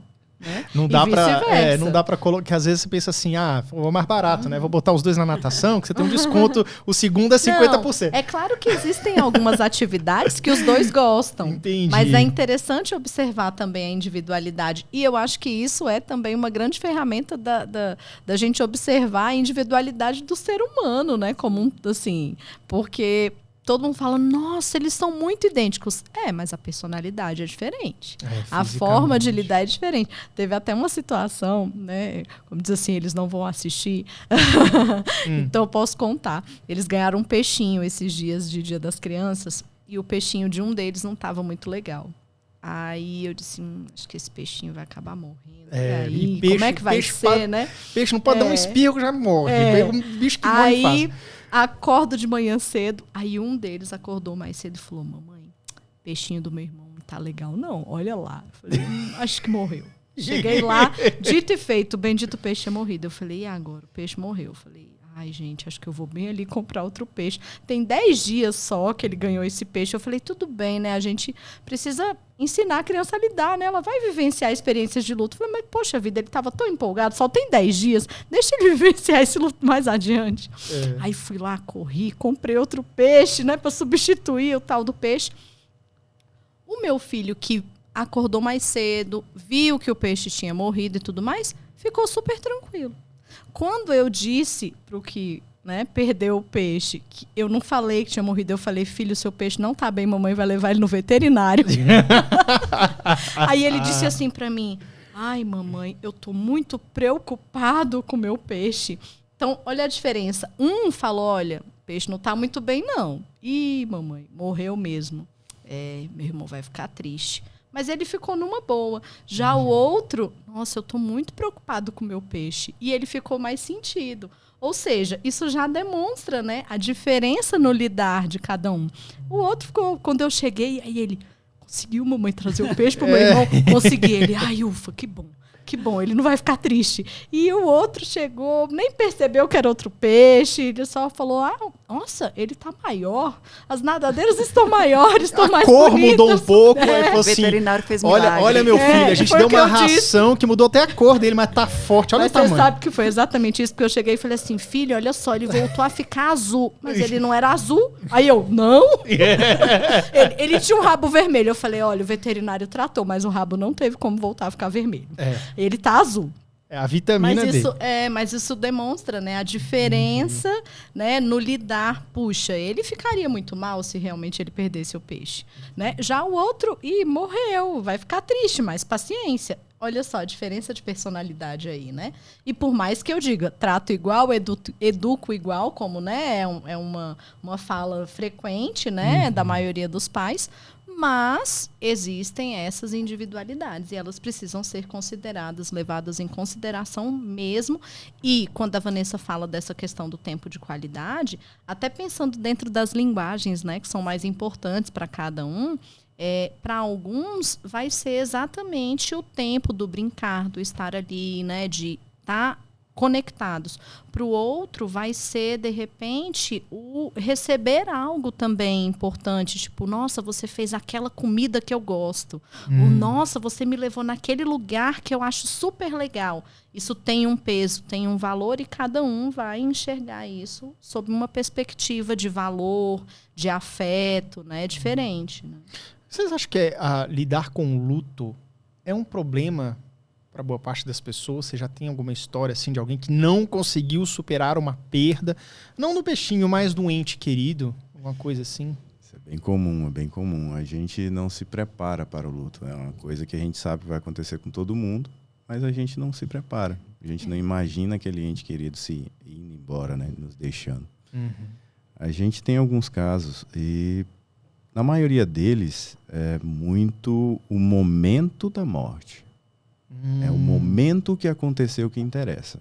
Tipo, não tá próximo na hora do acontecido. E isso pode trazer consequências muito loucas. Por exemplo, eu tive uma paciente uma vez que ela tinha um relacionamento abusivo onde ela era praticamente espancada. Uma vez ou outra. Aí ela saía de casa, passava um tempo e acabava voltando. E a gente, não aguento mais isso, eu não sei o que fazer, eu não quero isso, eu sei que é errado, mas eu não consigo sair. Aí você pode pensar, mas ela gosta. Não, não é isso. Existem coisas, isso é como se fossem camadas dentro da gente que a gente não consegue explicar. E aí aconteceu que a gente encontrou dentro do subconsciente dela a seguinte situação. O pai dela faleceu muitos anos atrás e quando ele faleceu, ela não estava próxima. E ela se culpava muito por isso. É como se mais ou menos o subconsciente falasse assim, cara, aquela dor que a gente sentiu é muito maior do que a gente enfrentar isso aqui que a gente está enfrentando. Que seria, né, uma situação completamente louca.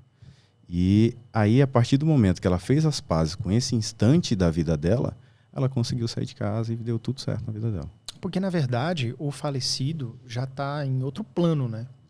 Independente da religião, mas é alguém que já não está mais aqui e nunca mais voltará. Às vezes as pessoas têm que realmente entender que essa culpa que ela sente, o outro nem sente isso, o outro não pertence ao outro. É uma coisa que você tem que curar em si. Mas assim, conscientemente a gente sabe. A gente tá super ciente, consciente. Fala, isso aqui não faz sentido para mim. Mas Sim. você continua insistindo naquilo. E por medo, às vezes, de enfrentar aquilo, que às vezes é a nossa maior dificuldade, que seria, no caso dela, se separar e deixar isso para lá, porque quando ele passava-se algum tempo, ela já estava um bom tempo fora de casa, ele falava, eu vou me matar. Nossa. Essa era a pegada. Todas as vezes que ele falava isso, ela voltava. Era o gatilho da culpa, né? Exato. E isso eu acho que fica bem mais fácil de entender. Aí se explica mais ou menos aquilo que a gente falou lá no início. O estalar de dedos é isso. A gente vive nesse estado. Então, toda vez que o cara fala, eu vou me matar, fala, não podemos passar por aquilo. Vamos voltar. Caramba. Diga, pode falar. Em relação a essa questão do luto, eu sempre vejo a questão muito nos adultos, né? A Vanessa tem muita experiência com luto infantil. É até uma coisa que a gente vem conversando, assim, que é pouco falado e discutido. Mas, assim, nos adultos eu percebo muito essa questão do apego. A gente vive, né, assim, o Ocidente, principalmente, né, sob essa ótica muito do material, né, o não poder mais conviver, pegar e estar ali. E é uma coisa, assim, que... Eu tive um insight uma vez com uma paciente há muito tempo atrás, que havia perdido uma pessoa da família, que ela tinha um contato diário. Então, todos os dias ela tinha ali, saía do trabalho e ligava para essa pessoa para contar como tinha sido o dia dela, né, e tal. Puxa, agora eu não tenho mais isso, eu não posso ligar para ela e dizer, olha, meu dia foi assim, aconteceu isso, aquilo, outro. E aí é interessante porque eu me peguei pensando, e eu acho que isso é interessante para todo mundo, mesmo a gente que não esteja passando por um momento de luto, o quanto que a nossa relação com as pessoas que a gente perde, elas são atravessadas por essa percepção material. E aí, essa paciente era muito religiosa, e aí eu fiz a seguinte analogia a ela. Eu disse assim, você já pegou em Deus? Como assim? Não. Falei assim, você já abraçou Deus? Ela disse não. Falei assim, mas vocês mantêm uma relação. Você dialoga com Deus, você faz as suas orações, você se conecta com Ele todos os dias quando você faz as suas orações, suas preces, ou quando você vai à igreja, né? E de alguma forma, mesmo você nunca tendo tido esse tipo de contato físico, material com Ele, ainda assim, Ele está presente. Ele é uma energia, uma figura, enfim, um ser presente na sua vida. Por que é que, a partir de agora, que a sua mãe não está mais fisicamente aqui, por exemplo, você não pode manter com ela uma relação, assim como você manteve uma vida inteira com Deus? E eu achei isso tão interessante porque, caramba, é verdade. Por que você não pode continuar? Você não vai fazer uma ligação direta, não tem como, né? Quem dera. Eu adoraria. Mas puxa, por que não? Eu tô voltando aqui para casa e eu continuar dialogando com essa referência, porque a referência de afeto, a referência de educação, a referência de lembranças, inclusive vivenciadas com aquela pessoa tão importante da minha vida, não vai morrer. O que morre é a materialidade, né? Eu não posso abraçar, não posso beijar, mas eu posso manter, sim, esse diálogo. É o diálogo da energia e da vinculação afetiva que eu sempre tive. Ou seja, não vai ter mais a ligação e eu não vou escutar. Mas pode ser que, de alguma forma, eu consiga, sim, manter essa conexão. E isso é tão forte porque tira um pouco essa visão material que nós temos, né? De que só se eu puder pegar, e aí entra, né, essa questão do apego. É o apego ao que eu pego, ao que eu, né, vejo, ao que eu tenho como segurar e sustentar. Uma coisa só de posse, talvez. Só que as coisas são muito mais sutis, né? Até mesmo porque as memórias, elas não vão embora, né? Os bons sentimentos não vão embora, né? Esses dias eu estava até conversando, não sei com quem. Tava num restaurante assim, aí alguém pediu cuscuz com leite e açúcar. Aí eu disse assim, nossa, voltei na minha infância. Aí eu brinquei, falei assim, todos os dias, dava um determinado horário da tarde, meu avô ia lá e fazia cuscuz com leite e açúcar e falava, minha filha, você quer? Aí a gente sentava e ia comer. Falei, nossa, aí até uma pessoa que estava na mesa brincou assim, é uma memória afetiva, né? Eu falei, meu avô já faleceu há tantos anos, mas essa memória continua. E esse afeto e essa lembrança boa da saudade, né? Assim, do quanto era gostoso viver esses momentos, permanece. E hoje eu posso, de repente, comer o cuscuz. Ele não vai estar ali do meu lado, mas essa memória, essa lembrança e essa energia boa, né, daquela experiência vivenciada lá atrás, quando eu era criança, permanece. Assim como, inclusive, eu posso passar adiante, exercendo, por exemplo, esse tipo de hábito com os meus filhos hoje, por exemplo. Aí você cria novas memórias afetivas, né? Exatamente, dizendo para eles, olha, a mamãe fazia isso com o seu bisavô, que vocês nem conheceram. Uhum. Mas era legal fazer isso. Olha como é gostoso comer o cuscuz com leite e açúcar, assim. Ou seja, são novas memórias e que são reproduções de memórias anteriores.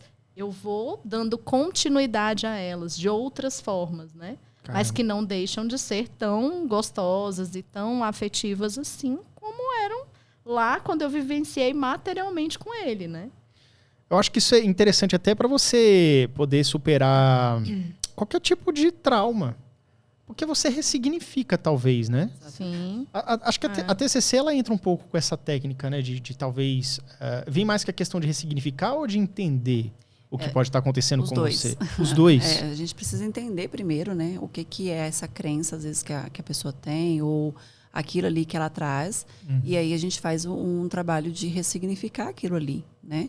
Então, assim, tem muita gente que chega com crenças limitantes no consultório. Quando você vai ver, são coisas que eles nem se dão conta que aquilo ali era uma crença que tinha, né? Então, assim... Às vezes fala assim, não, doutor, é porque eu sou feio, mas não liga não, e a pessoa nem é feia. Exato. Alguém falou isso na infância e aí ela já sabe que é. Ou então, não, é porque eu sou meio burro, né? Nunca tirei carteira, mas ele só fez a prova uma vez. Você já tentou fazer duas? Tipo, às vezes você não tava bem no dia. Exato. Crenças que as pessoas internalizam, né? Não, e tem questões, assim, que às vezes é até para transtornos, né, específicos, por exemplo. Tem pessoas que crescem escutando, colocou no prato, tem que comer tudo. Não colocou no prato, não pode deixar nada. Tem que comer tudo, não pode desperdiçar. A pessoa vai colocando ali no prato e vai comendo e não sabe quando é que ela está saciada. Porque ela aprendeu que, não coloquei, não posso jogar fora, né, gente? Tô cheia, mas vou terminar de comer, porque é pecado deixar no prato. As crianças estão morrendo de fome, ou seja, são frases que aí vai estão sendo puxando repetidas. o negócio. E vai indo, e vai Meu indo amigo, pra compulsão. se você comer esse prato ou não, nenhuma criança na África será afetada nisso, entendeu? Exato. E aí que você vai ver, a pessoa tem um transtorno alimentar, né? Na vida adulta. Sim. Então, assim, quando a gente consegue identificar que, olha, não, tá tudo bem você deixar um pouco de comida no prato, você tá saciado. Você tem que saber exatamente quando seu corpo fala assim, não, chega, já tô cheio, né? Sabe uma pessoa que eu vi, eu não sei quem é, mas eu vi isso na TV tem uns 10 anos. Teve uma pessoa que perdeu, sei lá, acho que tinha uns 40 quilos. Uma mulher. Ela usou a regra do terço. O que é a regra do terço? Ela falou lá pra entrevistadora, não, então teve um dia que eu coloquei fazer meu pratinho de caminhoneiro, isso que ela tava engordando. E ela falou assim, cara, eu vou comer um terço disso aqui. Então ela botava o pratinho de caminhoneiro, comia um terço. O resto eu não sei se ela jogava fora, guardava, não sei. Toda a refeição era um terço do que estava ali dentro. Eu não sei se não tem uma coisa com a hipnose, assim, que ela botou na cabeça, ela só fez isso. Ela não tomou remédio, não fez bariátrica, não fez nada. Eu não sei se ela tinha um transtorno alimentar. E veja que foi um negócio... Eu costumo usar isso como se fosse uma espécie de... Não sei se é amuleto, mas é como se assim... Ela acordei um belo dia e fiz tal coisa. Gerei uma chave, mudei alguma coisa. Vocês acham que existe isso, essa autossugestão da pessoa? Ou isso aí tem uma outra coisa a ver, que ela não percebeu? Eu chamo de vontade isso aí. A pessoa tem muita vontade isso aí. E mudança de hábito também, né? Assim, as pessoas às vezes têm uma dificuldade de mudar comportamentos que ela vem fazendo. Eu sempre fiz assim, é aquela síndrome de Gabriela. Não nasci assim, vou morrer assim. Eu vou morrer assim, Gabriela. Exato. Você acha que as pessoas podem se sabotar, talvez? Aí, tipo assim, a pessoa te procura, você falou a questão de pessoas que têm transtornos alimentares. Ou mesmo alguém que já recorreu à cirurgia bariátrica, mas aí, então eu vou tomar cerveja o dia inteiro porque é uma maneira de eu ingerir caloria fácil. Acho que pode existir isso e tem que ser feito um tratamento mais profundo. Eu acho que existe outros tipos de sabotagem, assim. Acho que não de uma forma tão consciente assim. Não, né? Eu mereço estar sempre gordinha, né? Então, assim, eu não merecia emagrecer. Não de uma forma tão consciente, mas a pessoa, sim, faz hábitos que ela sabe que ela não poderia estar fazendo e ela vai ali fazendo aqueles comportamentos, mesmo sabendo que aquilo está trazendo prejuízo para ela, né? Por quê? Muitas vezes, por trás daquilo ali, tem um sentimento de eu preciso ser punida, né? Eu não mereço, não sou merecedora. Então, assim, às vezes existe muito isso. E a gente, quando vai descobrir por que a pessoa, né, tá ali meio que se sabotando através desses comportamentos que são comportamentos inadequados, comportamentos que trazem prejuízo à saúde, a gente percebe que muitas vezes tem alguma crença ali por trás que trazia aquilo ali. Não sou merecedora de estar com um corpo bonito, né? Eu não mereço isso daqui. Eu não mereço estar no trabalho que eu estou, não mereço. Então, assim, quando a gente percebe isso daí por trás, a gente consegue fazer um trabalho bem específico ali com a pessoa, fazendo uma mudança de pensamento, daquilo que ela se percebe, uma mudança de autoimagem também, né? Então, assim, a gente vê muito isso em pessoas com baixa autoestima, né? Então, quando a gente consegue fazer essa mudança aí, a pessoa consegue melhorar. E aí ela para de fazer esses comportamentos de sabotagem. Cara, então, a pessoa que está com baixa autoestima... Às vezes é um negócio que talvez aconteceu na infância, que já cessou, mas ela vai carregando aquilo. Sim, muitas vezes. Nossa, então, assim, como que... tem alguma ligação entre alguém que tem um transtorno alimentar diretamente com uma questão que veio da autoestima? Você tá com autoestima, por exemplo, a pessoa ela passou por um tipo de trauma infantil. E a pessoa era magrinha. Aí ela começou a comer a partir daquilo. Tem essa relação, e aí na hora que você percebe, você vê assim, primeiro a gente tem que tratar essa tua autoestima, essa tua autoimagem, para depois ver esse transtorno alimentar. Tipo... Existe. Por exemplo, tem pessoas que às vezes não quer ser notada. Então, é melhor eu ficar gordinha aqui, né? Para a pessoa não me notar. Não. A pessoa às vezes sofreu um abuso. Não, então, eu vou engordar aqui que a pessoa não vai mais me querer, né? Não vai querer mais mexer comigo. Vários outros tipos de crenças e pensamentos que podem ter por trás disso daí, né? Que já veio lá da infância. Então, assim, não quero ficar muito exposta ali na frente da minha turma, ser líder. Então, eu começo a fazer comportamentos, às vezes, que vai me deixar mais no cantinho, mais quieta, mais calada, né? Caramba. Não só essa questão da alimentação, mas outros tipos de comportamento também, né? De sabotagem. Então, assim, a gente percebe que existe ali, através de uma crença, de algo que é disfuncional, que faz a pessoa, às vezes, ir criando ali um transtorno ou comportamentos disfuncionais. Eu vi um caso que é exatamente o contrário. É diferente, é bem diferente esse. Que a pessoa queria ficar gordinha para ser notada, para ser afagada. Porque quando ela era criança, a criança gordinha que tinha acabado de nascer, que tinha atenção. Olha que doideira. Fofinha, né? Isso, exato. Então ela queria ser... Então ela criou essa associação. Como se o subconsciente falasse, quanto mais gordinho você for, mais amada você vai ser. Você acha que tratamento da obesidade, independente do nível, se é mórbido ou não, existe essa questão de você retrabalhar crenças do tipo assim, não que seja uma coisa, uma patologia mesmo que faz a pessoa engordar, uma problema de tireoide e tal, mas uma questão do tipo assim, vamos destravar o que tá aí. Por que você, de manhã você come salada e de noite você mete uma pizza pra dentro? Tipo, o que você acha disso? Assim, depende muito, cada caso é um caso, isso aí a gente já deve ter falado aqui umas 3, 4, 5 mil vezes. Que depende muito dos porquês da pessoa. Identificar os porquês, às vezes, é mais importante do que a gente ficar tentando quebrar barreiras. Fala, não, tá, beleza. Eu quero, sei lá, quero melhorar minha autoestima. Show de bola. Pra quê? Não, eu quero melhorar porque, eu vou ser mais vista pelas pessoas, tá? Você quer ser mais vista pra quê? Esse negócio dos porquês, ele é importante demais, eu acredito. Então, a ligação disso... desculpa, vou pedir para você perguntar de novo. Não, é isso mesmo. A questão de você... eu gostei do que você estava falando dos porquês, porque às vezes a pessoa tem um problema de sobrepeso, a autoestima está afetada e às vezes ela fica se sabotando. Ela não sabe exatamente... assim, não é uma questão patológica do tipo assim, nossa, minha tireoide é toda zoada, então por isso que eu estou engordando. Mas é uma questão de que ela de manhã tá comendo direitinho e de noite, antes de dormir, come um macarrão, uma pizza, um negócio... quebrou, entendeu? Que ele tava tentando buscar. E às vezes... E o que você falou aí, acho que faz sentido, porque... Por que a pessoa procurou o especialista para tentar emagrecer, sendo que mesmo procurando, mesmo pagando, ela tá se sabotando? O que tá por trás disso, entende? Talvez. Posso usar um exemplo até a respeito disso que ele estava falando? Quando ele fala dos porquês, eu acho que é muito voltado para entender da onde está vindo a resposta a esse resultado do ganho de peso. Então, assim, essa pessoa está ganhando peso, ou engordou, não está conseguindo manter, né, ali a dieta, enfim. O que tem por trás? É só porque ela come demais? Porque, assim, o conceito senso comum é, você come demais, é só você comer menos. Ou simples assim, né? Não teria ninguém obeso no mundo. É só fechar a boca. É muito simples, exatamente.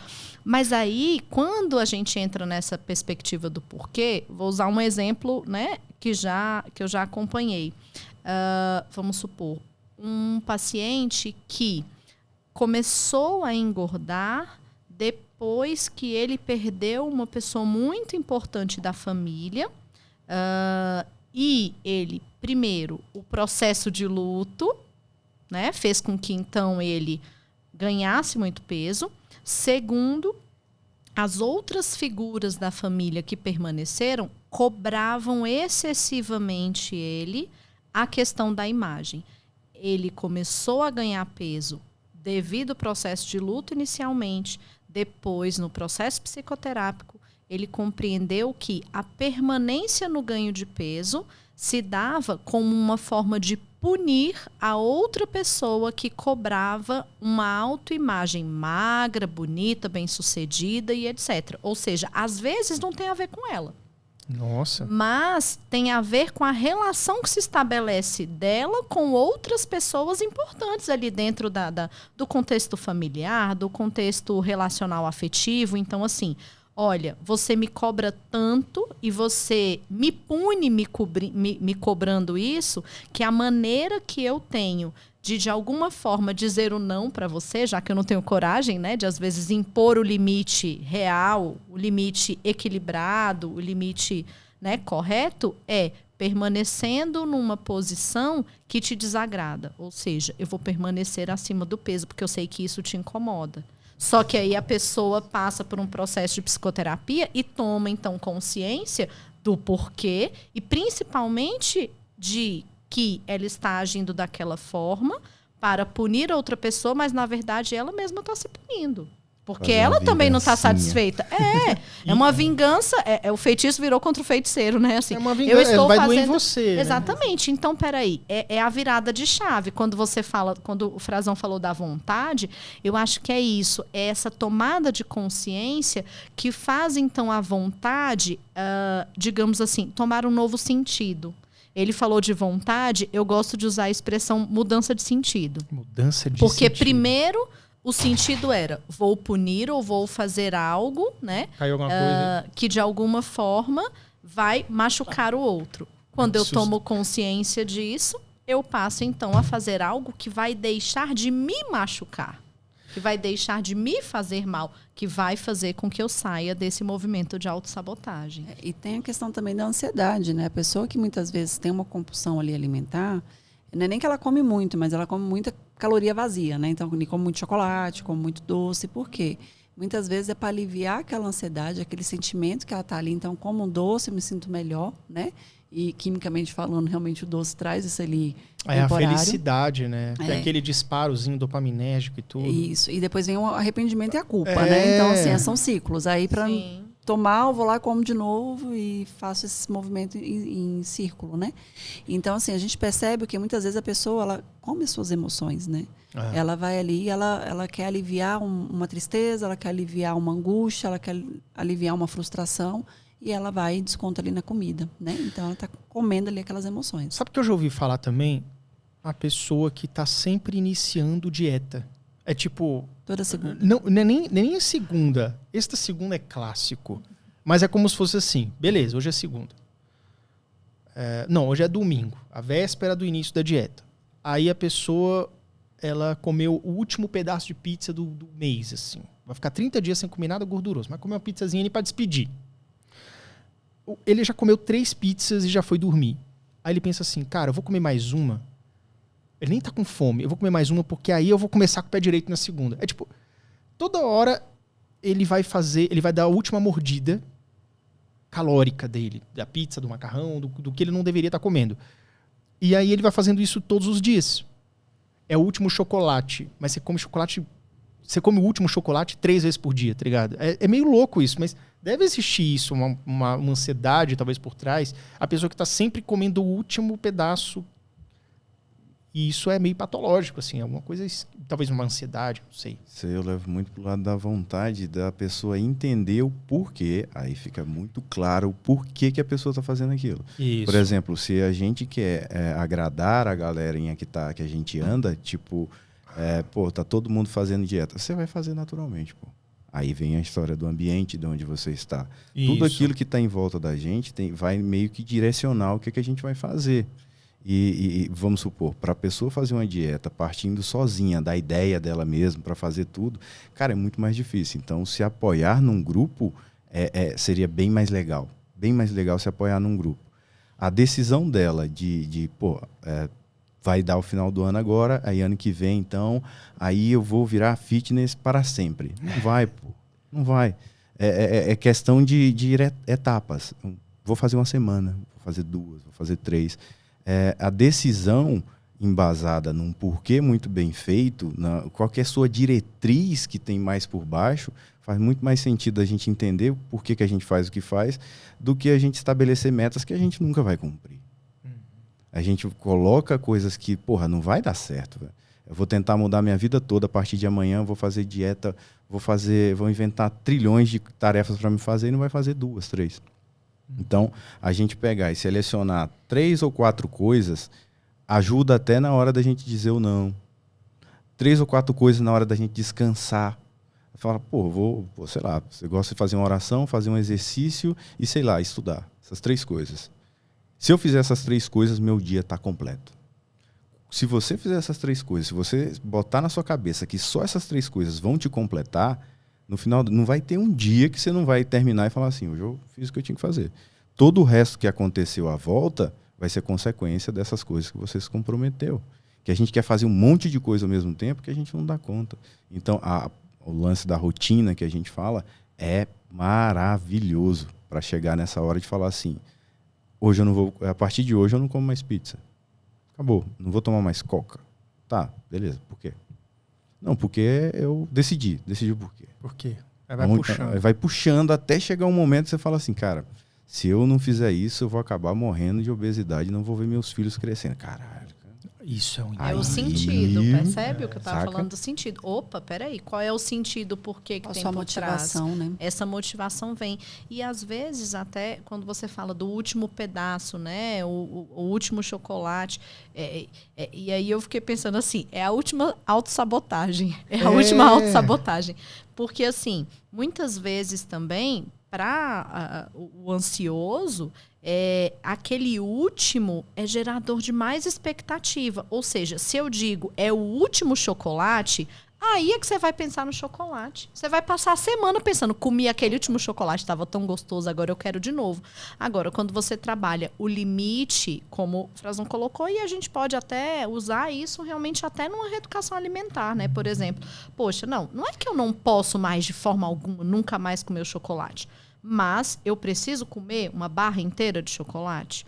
Ou, de repente, se eu comer um pedacinho de tantas gramas por dia é suficiente e, ao final de uma semana, eu comi o tanto de chocolate que eu teria comido em uma refeição da barra inteira. Não, tudo bem, eu posso. Não precisa existir a proibição. Acho que, principalmente para quem tem o transtorno de ansiedade e vinculado a essa questão de compulsão alimentar, o proibido não pode, né? Uma dieta muito restritiva, ela tende a falhar. Vamos dizer, seu cérebro fica perguntando, mas por que mesmo se a gente comia até ontem? O subconsciente começa a se questionar. Fala, mas por quê? Tão gostoso. E aí ele o autocontrole é extremamente difícil, cara. Sim. É o autocontrole. E quando a pessoa perde isso daí, então ela está fazendo uma dieta extremamente restritiva. Quando ela chuta o balde, ela chuta com tudo. Ela recupera tudo aquilo que ela fez na semana toda, né? Então, assim, ela porque, na verdade, eu acho que a pessoa que chuta o balde, ela tá contando as horas para chutar o balde. Exato. Sim. Tá esperando o momento. Porque isso é como se fosse represar. É como se, assim, eu nunca fui preso, mas eu imagino que alguém que vai pra cadeia, que você, tipo, você vai ficar aqui tantos meses ou tantos anos, sei lá, sem poder sair. Quando você fala, é o último pedaço, é tipo assim, nossa, eu nunca mais vou sentir esse gostinho gostoso dessa pizza maravilhosa.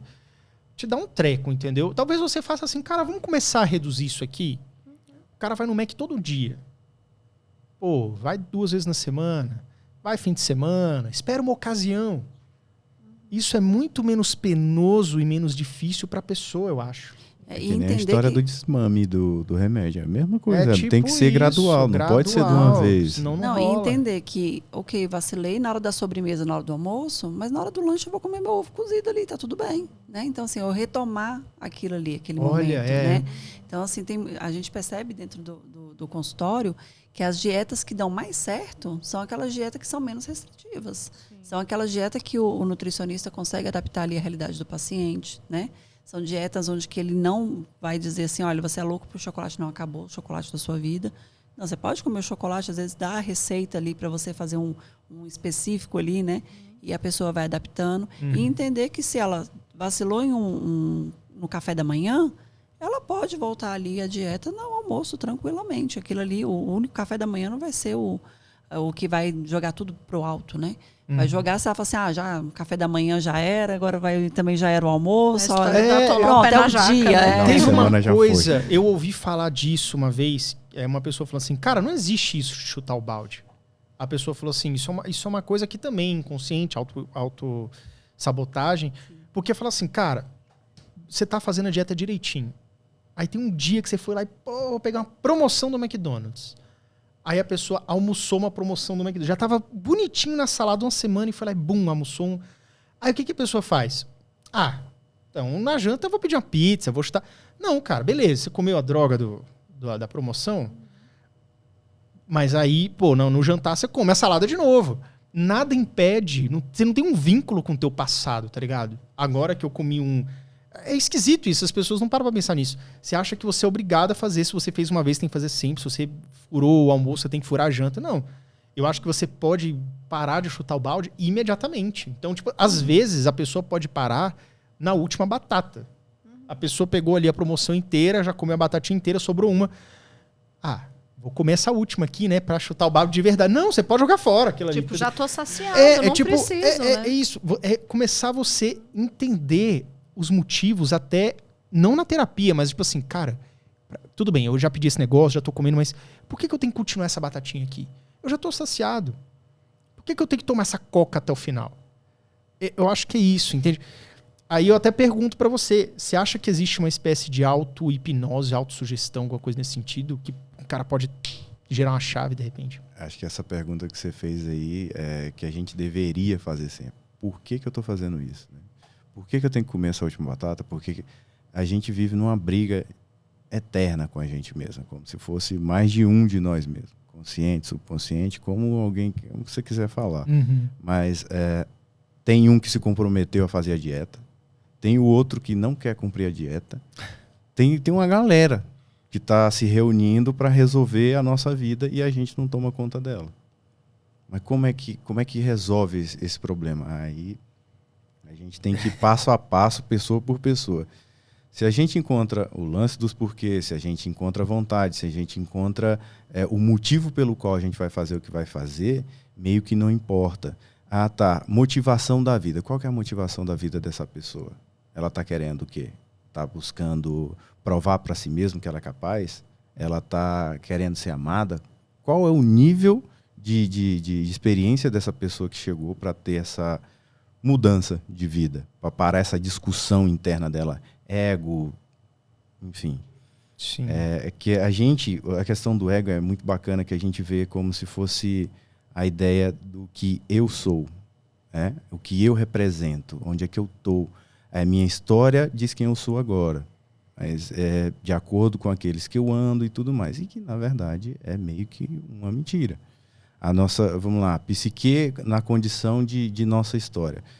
Se a gente viver o momento presente, agora, nesse instante, tudo isso não vai importar. O ego não vai te dominar, porque, não, já que eu furei agora, eu vou continuar furando. Ou não vai ter o porquê você continuar ou descontinuar alguma coisa. A gente está aqui agora, então a gente tem que concentrar nisso agora. Aí tudo isso, o presente agora, que aquela pessoa do passado, aquela lá de trás disse, você vai fazer a dieta. Tá. Determinou o porquê. Está muito bem estabelecidozinho na cabeça dela. Ela vai conseguir voltar muito mais fácil para a dieta do que aquela que quer fazer porque está num grupo. Ela não está querendo agradar, porque a partir do momento que ela já não está com um grupo, ela já vai se auto-sabotar. Porque ela está fazendo para satisfazer os outros. Ou para provar para si mesmo. Para provar para si mesmo é maravilhoso. Quando você faz para provar para si mesmo, é muito legal até certo momento. Que vai chegar uma hora que você vai encher o saco e você não vai mais fazer aquilo. Tá vendo? Eu consegui. Não quero mais. Então qual seria a melhor forma de você se convencer a fazer algo que você sabe que deveria fazer? Primeiro você se entender onde é que você está, quem você é, para depois você estabelecer suas metas, o que te agrada de verdade. Então não é uma fórmula mágica, é impossível ter uma fórmula mágica. Você, a partir do momento que você se conhece, você vai saber qual caminho tomar para atingir seu objetivo. É meio foda, né? Falar assim, porra, eu te falei, mas não falei nada. Né? Falei um monte de coisa. A pessoa tem que saber, porque eu acho que assim, a pessoa conseguiu perder 30 quilos sem bariátrica. Show. Perdeu, papapá e tal, não sei o que, tá colhendo os frutos daquilo, todo mundo elogiando, a pessoa aparece sem camisa, sem ter a vergonha que tinha. Aí ela vai ganhando peso novamente, ela não tá com a força de vontade ou não tá com aquele ímpeto que ela tinha. E às vezes é interessante você ver isso. Por que que você conseguiu chegar até aqui e por que que você está voltando a estaca zero? Às vezes você pode ser na situação que você queria provar para você mesmo que você era capaz. E aí Mas você às consegue. vezes você não se enxerga. É tipo assim, eu vou bem ali provar que eu consigo perder 30 quilos, depois eu volto para meus 30 quilos originais. Tipo assim, eu vou lá e vou provar que eu consigo. Consegui, pronto, agora não me interessa mais. Não faz mais sentido. E às Eu já vezes consegui. e às vezes ela não está provando, não é só para ela, é para os outros Sim, também. Os às Né? outros, vezes, tá vendo? Eu é consigo. tipo, é como se fosse exatamente um adolescente. É um É. adolescente, ele não quer fazer a coisa. Ele não quer ficar magro. Ele quer provar que é capaz. É mesmo porque para você se permanecer magro, você precisa mudar hábito, né? E a mudança de hábito ela é complicada. Não é fácil de se mudar ali a forma de comer, né? Então, assim, quem faz bariátrica precisa comer menos, comer mais devagar, mastigar ali, né? Tá com a atenção plena na hora de comer. Na verdade, todo mundo tinha que estar, né? Com a atenção plena na hora de comer. Que era o que ele tinha falado do aqui e agora, né? Era Exato. exatamente o que eu ia colocar. O ansioso questão do que estar, vive né? fora do aqui e agora, né? Ou tá no passado ou tá no futuro, é aquela pessoa que às vezes não consegue saborear a comida, cara. Não. E não sabe quando é que tá saciado. Sim. Ou então fica no celular. Não consegue soltar aquilo ali. Entendeu? Tá na automaticidade e celular acaba é não maravilhoso. se conectando ao estado de presença, né? Que a gente tanto falou aqui, que é, tá, eu vou mastigar e eu vou sentir o sabor da comida e ok, tá gostoso, não tá, isso aqui tá bom, esse tempero, isso, aquilo. E aí você vai percebendo, inclusive, essa sensação de saciedade. Nossa, eu comi metade do McDonald's e já tô cheio. Caramba, olha só. Quer dizer, então, Posso parar que por aqui, né? organicamente, né, assim, fisiologicamente, se eu comer só metade da batata e metade do sanduíche, eu já tô saciado. Uai, mas a vida inteira eu comi tudo? E ficava empanturrado. Ficava empanturrado, depois, nossa, comi demais. Ai, mas estava bom, né? A história do eu tenho que comer tudo, ou a gente vai agindo na automaticidade, vai comendo sem perceber, né? E, de repente, ultrapassa esse limite da saciedade, da necessidade. E quando vê, fala, nossa, ultrapassei o limite. Mas nem me dei conta, nem percebi. Foi e, né? Muita gente almoça na frente da televisão, né? Não tá Sim. nem vendo o que ele tá comendo ele no Sim, automático. Nem sim. senta. Nem senta, nem segura. Cara, interessante isso. As pessoas que passam para a cirurgia bariátrica, na sua opinião, elas têm que sempre fazer uma terapia voltada para isso? O que você costuma sentir quando as pessoas que fazem a bariátrica estão sofrendo o reganho? Na cirurgia bariátrica, na verdade, a indicação é você fazer terapia antes e após a cirurgia. Por quê? Você tem que se preparar para a cirurgia, porque a cirurgia não é uma cirurgia fácil, né? Você tem que entender que você vai... O primeiro mês você não vai comer, né? É líquido ali. E a pessoa sofre, porque muitas vezes a comida para a pessoa que faz a bariátrica, ela é uma necessidade ali de matar ali aqueles sentimentos que ela tem, né? Então, mastigar para ela é uma fuga. Então, você trabalha ali o paciente para justamente ele, primeiro, aderir aos tratamentos que tem que fazer, né? Tanto nutricional, porque a gente sabe que tem déficit ali de vitaminas, né? Então, assim, tem quedas ali onde que ela precisa estar fazendo um acompanhamento posterior e entender que ela vai tomar remédio sim para o resto da vida, que são vitaminas, né? E que vai precisar estar tendo um acompanhamento tanto médico quanto psicológico depois. E entender que é um processo de mudança de hábito. Ela não vai poder comer a mesma quantidade que ela comia, as mesmas coisas que ela comia, né? Porque a gente sabe que dependendo da cirurgia e do organismo da pessoa, ela não consegue nem comer carne direito, né? E aí tem a queda proteica. Então, a gente precisa estar ali acompanhando esse paciente para entender tanto essas mudanças fisiológicas que ele vai passar, quanto a mudança psicológica, porque vai ter, sim, a queda, né, de peso, mas, ao mesmo tempo, também vai ter uma transformação corporal, porque aquela pessoa que fez a bariátrica, muitas vezes, se não tem uma massa magra boa ali, ela vai ficar com a pele. Então, assim, vai ter que depois passar por uma outra cirurgia. Sobrando a pele, Exato. tudo. Então, assim, é uma transformação, né, que essa pessoa passa. Então, o acompanhamento, ela tem que ser tanto lá do início, quando ela decidiu fazer, tanto é que é o recomendado, né, para você, inclusive, emitir o laudo, você precisa estar acompanhando esse paciente por um tempo. Legal. E aí você faz os testes, inclusive, para saber se tem indício de depressão nessa pessoa, né, como é que é a questão da ansiedade, para saber, inclusive, se essa cirurgia vai dar certo. Se é uma pessoa que é muito ansiosa, às vezes a compulsão ela vai aprender. Então, assim, tem pacientes que aprendeu que é comer a pipoca, porque a pipoca descia rápido e é uma coisa que ela mastigava o tempo todo. Né? Então, assim, ela fez essa troca. Mergulha naquilo, né? Exatamente. Então, assim, para você fazer uma cirurgia que seja com sucesso, primeiro você tem que fazer ali a educação do que é essa cirurgia, o que ela vai transformar no seu corpo, né? O que você vai ter de déficit de ganho com essa cirurgia e fazer essa mudança de hábito, né? E a mudança de hábito, ela não é fácil. Você tem que sair da sua zona de conforto. Porque por mais que eu esteja ali obesa e tenha ali minhas dificuldades, eu estou numa zona de conforto. Eu vou ali, como minha pizza, como meu hambúrguer, na hora que eu quero, mato minha vontade, meu desejo, e após a cirurgia eu não vou poder fazer isso. Eu já vi aquele Quilos Mortais, que teve uma paciente lá que tinha, sei lá, 200 quilos e tal. Ela virou pro médico no programa e falou assim, a comida é meu único amigo. Uhum. Então, veja como tem uma questão profunda de questão psicológica, Sim. questão de autoconhecimento, autoimagem e tudo mais. E a pessoa fica presa naquele ciclo de ficar comendo. E às vezes faz associação lá na infância também, né? Que a comida às vezes é uma forma ali prazerosa que a criança tinha, ou uma forma de reunir a família. Então, traz ali memórias afetivas em relação à comida, né? Ao doce, ao chocolate. Ou aquela pessoa que foi muito privada, né? Na infância e acaba a vida adulta descontando, né? Isso. Então, assim, cada caso é um caso, claro, né? Mas, assim, existe muitos casos assim. Então, a gente tem que fazer um trabalho justamente de conscientização, né? Da pessoa e dela entender como é que vai ser daqui para frente, né? Porque senão vai ter o reganho. Né? E aí a frustração é maior. Muita gente faz uma segunda bariátrica. Para poder, assim, né? A gente sabe que o estômago não vai dilatar tanto, mas muita gente vai lá e faz. Acho que é o canal que tem... O estômago ele realmente fica bem pequenininho, mas o canal do delgado, o início ali onde deveria ser o duodeno, ele se expande. Eu não sabia que tinha esse negócio de segunda bariátrica. Tem gente que faz. Uma segunda, como se fosse uma segunda bariátrica, né? Uma que correção vai lá ali. Uma correção. E eu fiquei pensando assim, a importância realmente desse acompanhamento posterior, porque o que a gente vê com muita frequência também é a substituição por outros abusos. Você até colocou a questão da cerveja, né? Você disse, a pessoa vai bebendo a cerveja ali, porque muitas vezes a pessoa acaba tendendo a isso.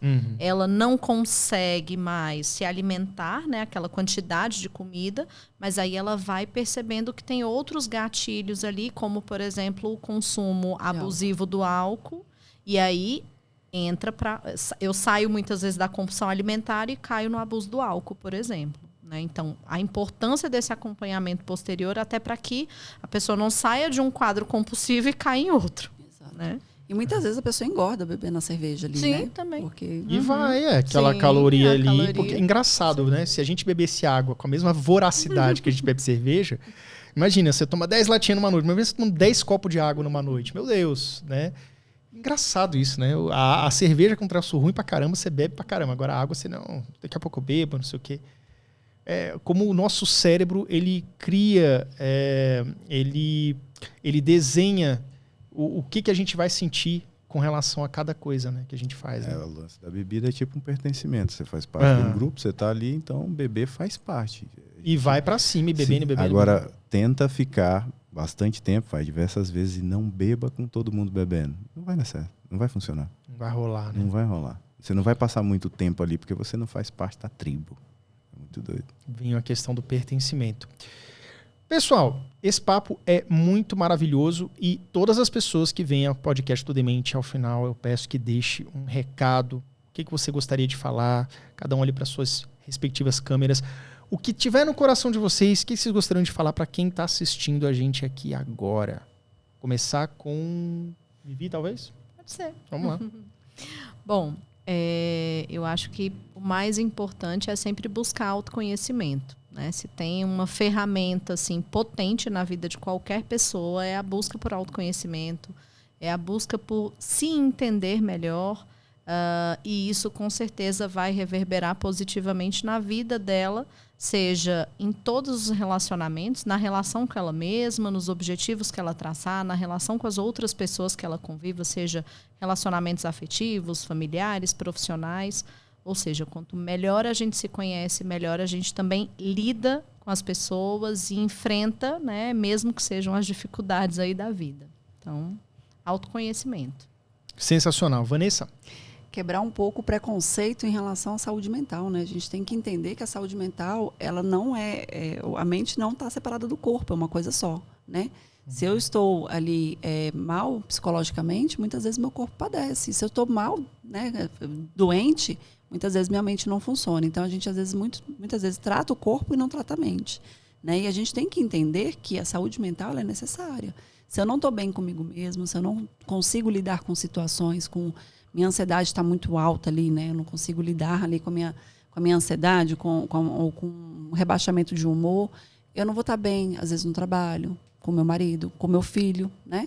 Então, a saúde mental é extremamente importante. Então, valorizar isso daí e realmente tentar entender o que é, né? Tirar um pouco esse preconceito aí e se informar mesmo. Não, então, estou passando por isso, vamos procurar ajuda, né?